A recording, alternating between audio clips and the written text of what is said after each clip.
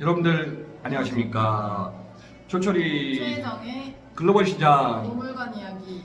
출발합니다.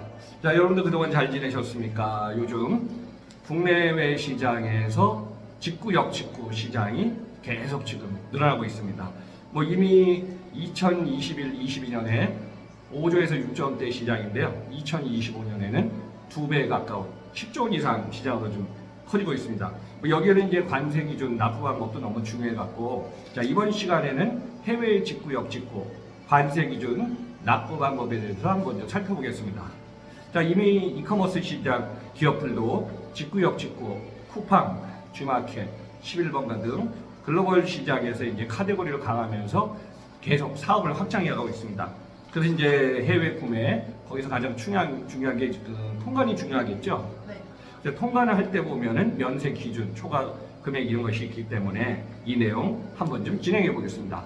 자, 관수사님, 관세 이제 과세하고 면세 기준이 있다고 그랬는데 주로 어떤 것이 있죠? 네. 관세가 면제되는 물품은 관세법에 규정되어 있는데 예를 들어서 몇 가지 보면 뭐 올림픽이나 월드컵에서 선수가 수상한 메달이나 뭐 상품의 카탈로그 이런 물품들에는 관세가 붙지 않습니다. 또 저희 직구할 때 중요한 게 판매용이 아니라 본인이 스스로 사용하기 위한 목적, 그러니까 즉 자가 사용 목적으로 수입하는 물품 가격 150달러 이하의 물품은 관세가 면제됩니다. 여기 이 물품 가격 150달러에는 또 우리나라까지 도착하는데 필요한 운임은 또 포함이 안 된 가격이고요. 예를 들어서 설명을 해드리면 150달러를 넘기면 그 물품 전체에 대해서 과세가 되는데, 예를 들어서 500달러짜리 물품을 수입한다면 그 150달러를 제외한 나머지 350달러에 대한 그 부분만 과세를 하는 것이 아니라 일단 그 물품이 150달러를 초과했기 때문에 그 물품 가격 500달러에 대한 전체 금액에 대해서 과세가 들어갑니다. 그러니까 이제 150달러가 기준인데 오버하면 그냥 통으로 지금 구매한 금액에 의해서 이제 관세가 적용되거든요. 과세가. 네. 그 미국 같은 경우는 200달러인데 이제 전체적으로 그런 흐름이군요. 네. 그러면은 수입 통관 특성 물품이나 우리가 이제 국제 우편물 EMS 있지 않습니까? 네. 뭐 특성 회사 같은 경우는 뭐 UPS, DHL, FedEx가 있는데 이 두 개 이용하는 경우 어떻게 좀 다르죠? 네. 그 수입 통관을 특성 물품 수입 통관, EMS 수입 통관 이렇게 두 가지로 나눠서 말씀을 드릴게요. 네, 그렇죠. 특성업체를 통해서 배송하는 특성 통관에서는 저희 아까 면세 기준이 150달러라고 말씀드렸잖아요. 네, 그렇죠. 150. 이 150달러 이하인 자가 사용 물품 또는 면세되는 상업용 경공품인 경우에는 목록 통관으로 진행을 하고 있어요. 네. 그리고 또 미국에서 출발하는 물품은 이 면세 한도가 200달러까지 높아지는 특징이 있고요. 목록 통관이라는 건 특수업체가 통관 목록만 세관장에 제출하면 수입 신고를 하지 않아도 통관이 되는 거기 때문에 일반인들은 목록 통관이라는 그런 말씀이 좀 생소하실 것 같아요. 네. 그리고 또 예외적으로는 물품 가격이 아무리 150달러 이하라고 하더라도 약품이나 한약재, 건강기능식품 이런 물품들은 목록 통관이 배제돼서 일반 수입 신고로 넘어가야 됩니다. 그렇군요. 네, 150달러를 초과하는 물품은 간이 신고 또는 일반 수입 신고를 해야 되는데요.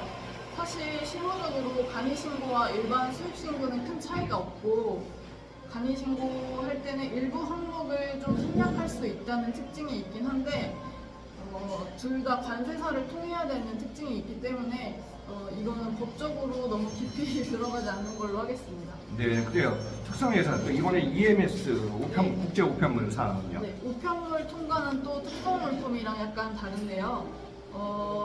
그 우편물은 현장 면세, 현장 과세라는 게 있어요.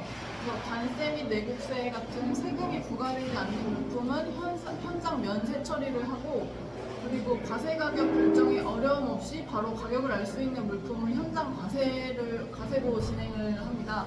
그렇기 때문에 수입 신고가 필요 없다는 특징이 있고요. 그리고 간이 통관이라는 게 있는데 네. 이거는 현장 면세, 현장 과세에 해당하지 않는 물품에 대해서 해당하는 거고, 대가로 지급한 물품 가격이 매화 $1,000 이하, 그리고 판매 목적이 아닌 물품 또는 수취인이 선물로 받은 물품인데 과세 가격이 500만 원 이하의 물품인 경우에는 수입자가 세관에 간이통관 신청서를 제출을 하는 걸로 신고를 대신하게 되고, 세관에서는 세액을 부가부지하는 방식으로 납세자한테 알려주고 있습니다. 네, 그리고 이 간이통관 대상에 해당하지 않은 물품은 일반 수입 신고를 해야 되는 또 그런 특징이 있습니다. 아, 그렇군요. 그래요. 지금 직구라면 이제 수입을 해야 되는 입장이고, 그다음에 역직구하면 또 수출 아닌가요? 그렇죠. 그러면 이제 수출 통관할 때 통관 목록, 간이 수출 신고, 일반 수출 신고 사항 같은 경우가 있는데 이 사항도 한번 수출 통관 설명해 주시죠. 네, 그 역직구에서의 특송 물품과 우편물 통관은 사실 크게 차이가 없어요. 그래서 공통적으로 설명을 드리면 수출 통관에서는 그 목록 통관이라는 게 있습니다. 그래서 통관 목록이나 우편물 목록을 세관장한테 제출을 하면 바로 통관이 될 수 있는 건데, 이 네. 대상이 되는 물품은 외국인 관광객이 구입한 물품이나 카탈로그 이렇게 일부 규정된 물품이 있고요. 네. 그리고 금액 기준으로 봤을 때에는 환급 대상이 아닌 FOB 기준 물품 가격 200만 원, 이게 또 기준입니다. 200만 원 이하의 물품. 그리고 간이 수출 신고랑 일반 수출 신고가 있는데, 물품 가격이 200만 원을 초과하면 이렇게 관세사가 진행하는 수출 신고를 해야 된다라고 알고 계시면 되겠습니다. 아, 기준점이 200만 원이군요. 그러니까 그래요. 여러분도 한번 이 내용 좀 참고하시고요. 그러면 이제 관세라든가 또 과세, 세금을 내야 될 때 관세를 납부하는 방법, 이것도 이제 어떻게 지금 우리가 소비자가 이제 납부를 하는 건가요? 방법만 좀 알려주시죠. 그 관세가 발생했다는 거는 면제를 받지 못했다는 거잖아요. 네, 그래서 그렇죠. 일반적으로 수입 신고, 수출 신고가 필요한 물품이고, 이제 수입 신고를 하는 걸 말씀드리면은 관세사에서 신고를 대행하고 있기 때문에 저희가 수입 신고 후에 세액을 산출해서 수입자한테 알려드리고 있습니다. 그래서 납부 방법은 일반적으로는 그 배송 대행 업체가 운영하는 납부 대행 서비스를 이용하시거나, 아니면은 저희 관세사를 통해서 세관에 이렇게 간접적으로 납부하는 방식이 있고요. 또 그 수입자께서 직접 납부하는 방법이 있거든요. 저희 공과금 납부하듯이 은행 인터넷 뱅킹을 이용하거나, 아니면 지로 서비스를 이용을 해서 전자납부 번호를 조회해서 납부하는, 이렇게 직접 하는 방법이 있습니다. 아, 그러면 이제 관세 납부 방법은 직접 구매한 사람이 납부하는 직접 납부하고, 또 대행업자 또 관세사를 통한 간접 납부가 있는 것이네요. 네, 그렇습니다. 그래요. 그러면 이제 한국의 소비자들이 국내에 있으면서 해외 직구 또는 해외 여행 갔다 오면서 지금 또는 제3국에 있는 국가의 소비자들이 이제 한국을 사가는 경우가 계속 늘어날 것 같은데요. 자, 이 시장에 대해서 계속 규모는 커지지만 주로 우리나라가 이제 직구를 많이 하는 나라 어떤 나라가 있죠? 우선 한번 네, 얘기해 우리 주시죠. 국민들이 직구를 가장 많이 하는 나라는 순서대로 미국, 중국, 유럽, 일본 순입니다. 미국 직구 비율이 전체의 30% 이상을 차지하면서 1위에 해당하고요. 아, 그렇군요. 예. 그리고 그전까지는 원래 유럽이 2위였는데 2021년도부터는 중국 직구 규모가 유럽 규모를 역전을 했습니다. 그리고 작년 2022년 중국 직구 비율은 27%, 유럽은 21%, 그 다음에 일본 직구 비율이 8%입니다. 아, 그래요. 그러면은 국내에서 이제 직구하는 품목들도 상위 랭크 위에서부터 한번 얘기해 주시죠. 어떤 상품, 품목들을 많이 직구하나요? 가장 직구가 많은 그 품목 카테고리는 패션 의류 카테고리거든요. 네, 그렇죠. 이 패션 의류가 40% 이상으로 1위고요.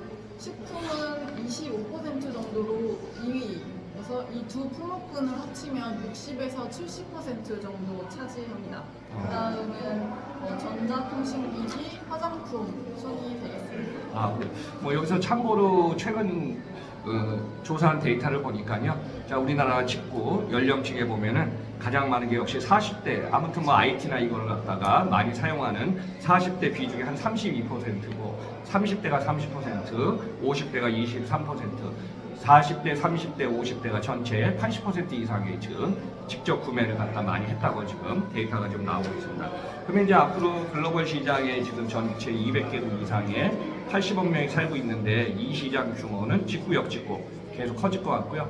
우리가 잠자는 시간에서도 뭐 24시간 365일 항상 뭐 온라인을 통해서 주문이 가능하지 않습니까? 네. 그 이 시장에 대해 여러분들 좀 오늘 방송 참고해 주시면 좋을 것 같고요. 그러면 관세사님, 직구 역직구가 계속 증가하는 상황에서 뭐 관세사의 역할은 어떤 것을 해줄 수 있을까요? 일단 직구 전에 네. 그 사전에 자가 사용 범위를 벗어나는 물품은 과세가 될 뿐만이 아니라 일정한 국내법상의 요건을 충족하지 못하면 아예 통관이 되지 않기 때문에 주문 전에 직구가 가능한 물품인지 여부를 확인을 해드리고 있고요. 그리고 또 통관 과정에서 자가 사용이라는 그 기준이 명확하게 없기 때문에 세관과 또 수입자 사이의 입장을 중재하는 역할도 합니다. 그리고 저희가 기본적으로 하는 역할은 세액이 발생한 직구 품목에 대해서 세액을 산출하고 안내드리고 그리고 원활하게 통관이 될 수 있도록 진행을 해드리는 역할을 하고 있고 또 최근 추세로는 의약품 직구가 어려워지고 있거든요. 타이레놀, 미녹시딜 이런 물품은 자가 사용 용도라고 하더라도 식약처의 승인이 없으면 수입을 막는 이런 추세가 되고 있어서 이 부분도 참고하시면 좋을 것 같습니다. 네, 갑자기 최근에 지금 얘기가 나온 거 타이레놀 진짜 해외에서 지금 수입하다가 어떤 뭐 용량도 많지만은 정부에서 좀 얘기가 좀 나와갖고 그거는 좀 규제가 될 것 같으네요. 그렇죠? 규제 강화할 것 같습니다. 자, 국내 시장에서 우리가 일상생활에 여행을 가든 또 국내에 있으면서 해외 물건을 사는 이 흐름은 점점 빨라지고 편리한 세상이 됐습니다. 그래서 오늘은 직구, 역직구 여기에 관세에 대한 내용, 납부 방법 한번 좀 살펴봤으니까요. 여러분들 참고하시면 좋을 것 같습니다. 자, 권사님 다음 방송에도 같이 계속 좋은 거 만들었으면 좋겠습니다. 수고하셨습니다. 여러분들 감사합니다.